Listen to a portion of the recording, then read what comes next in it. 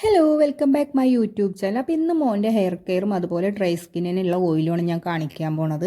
ആദ്യം തന്നെ ഞാൻ അവൻ്റെ ഹെയർ കെയർ പറഞ്ഞുതരാം. ഹെയറിൽ ഞാൻ ഒരുവിധം എല്ലാ ഓയിലും തേക്കാറുണ്ട്, പക്ഷേ ഞാൻ കാച്ചിയ എണ്ണ മാത്രം ഉപയോഗിക്കാറില്ല കേട്ടോ മോൻക്ക്. വേറൊന്നുമല്ല, എൻ്റെ ഒരു ഇതിൽ കാച്ചിയ എണ്ണ ഉപയോഗിക്കുമ്പോൾ നമുക്ക് നന്നായിട്ട് ഹെയർ ഉണ്ടാവും, പക്ഷെ അത് നിർത്തി കഴിയുമ്പോൾ അതിൻ്റെ ഡബിളായിട്ട് നമ്മളെ മുടി പോകുന്ന പോലെ എനിക്ക് തോന്നിയിട്ടുണ്ട്. പേഴ്സണലി എനിക്ക് അങ്ങനെയായിരുന്നു.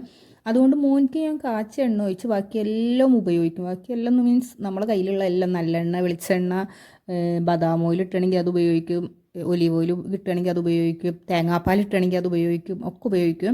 ഇപ്പം കുറച്ചായിട്ട് ഞാൻ ഉപയോഗിക്കുന്നത് ഈ പറഞ്ഞാതിരി വെളിച്ചെണ്ണയിലേക്ക് ഉലുവയും സാധനമൊക്കെ ഡയറക്റ്റായിട്ട് ഇട്ടുങ്ങാണ്ട് ബോട്ടിലാക്കിങ്ങാണ്ടാണ് ഉപയോഗിക്കുന്നത്.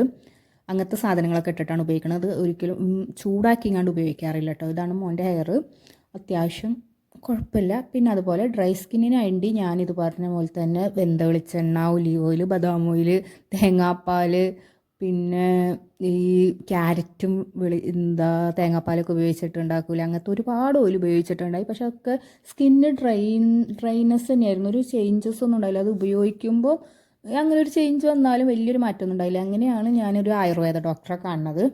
അവർക്ക് ഫീസ് ഗവൺമെൻറ്റിൻ്റെ അങ്ങനെ ഉണ്ടാവില്ല, അതായിരുന്നു കേട്ടോ. അവിടെ 10 രൂപയാണെന്നാണ് എനിക്ക് തോന്നുന്നത്. ആ ഇത് കൊടുത്താൽ നമുക്കൊരു ചെറിയ ബോട്ടിൽ, ഇത്രയൊന്നും ഉണ്ടാവില്ല. അത് 3-4 പ്രാവശ്യം പോയി അങ്ങനെ വാങ്ങി ഞാനൊരു ബോട്ടിലാക്കി വെച്ചതാട്ടോ. ഓരോ പ്രാവശ്യം അങ്ങനെ ചെല്ലുമ്പോൾ കുഞ്ഞി ബോട്ടിലായിരിക്കും അവർ തരിക. നമ്മൾ കൊണ്ടുപോകണ ബോട്ടിലാണ് അവർ തരിക.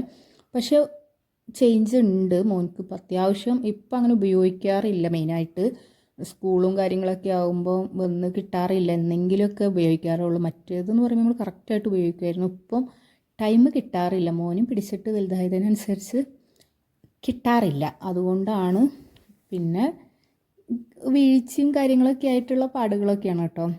അപ്പോൾ ഈ ഓയിൽ അത്യാവശ്യം നല്ല ഓയിലാണ്. നിങ്ങൾക്ക് ആർക്കെങ്കിലും പറ്റുന്നുണ്ടെങ്കിൽ തൊട്ടടുത്തുള്ള എവിടെയെങ്കിലും ആയുർവേദ ഹോസ്പിറ്റലുകൾ ഉണ്ടാവുമല്ലോ ഗവൺമെൻറ്റിൻ്റെ, അവിടെ പോയി ചോദിച്ചാൽ കിട്ടുമായിരിക്കും.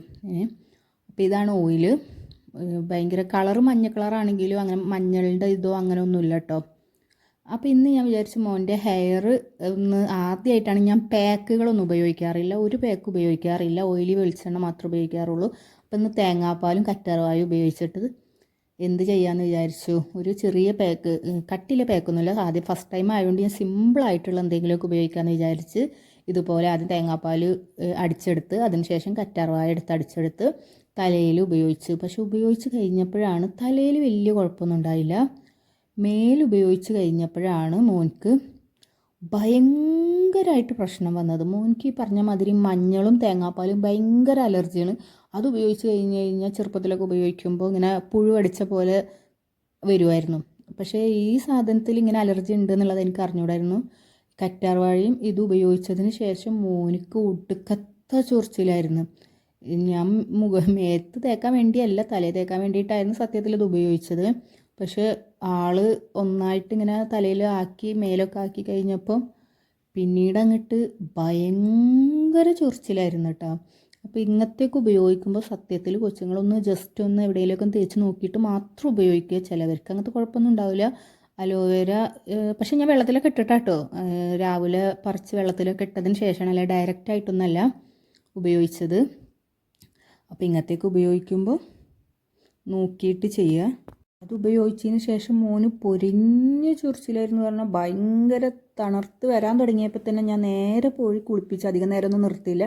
പിന്നെ ഇപ്പം മോനിക്ക് ഞാൻ ഉപയോഗിക്കുന്നത് ഈ ക്രീമാണ്. 2 വർഷമായിട്ട് സോഫ്റ്റ്നെസ്സിൻ്റെ ഈ ക്രീമാണ്, ഈ ഫേസ് ക്രീം ഇതുമാണ് ഉപയോഗിക്കുന്നത്. ഭയങ്കര ചേഞ്ചൊന്നും ഇല്ലെങ്കിലും കുഴപ്പമൊന്നുമില്ല. മറ്റ് ക്രീമുകളെയൊക്കെ അപേക്ഷിച്ച് നോക്കുമ്പോൾ നല്ല സ്മെല്ലും കാര്യങ്ങളൊക്കെ ഉണ്ട്. പിന്നെ പെട്ടെന്ന് ഇതാവുന്നുണ്ട്. മാമായർത്തൊക്കെ ഉപയോഗിച്ചുകൊണ്ടിരുന്നപ്പോൾ ഒരുപാട് ടൈം എടുത്തായിരുന്നു. അപ്പോൾ ഇന്നത്തെ മോൻ്റെ ഹെയർ കെയറും ഡ്രൈനെസ്സിനുള്ള ഓയിലും ഇതാണ്. അപ്പോൾ താങ്ക് യു.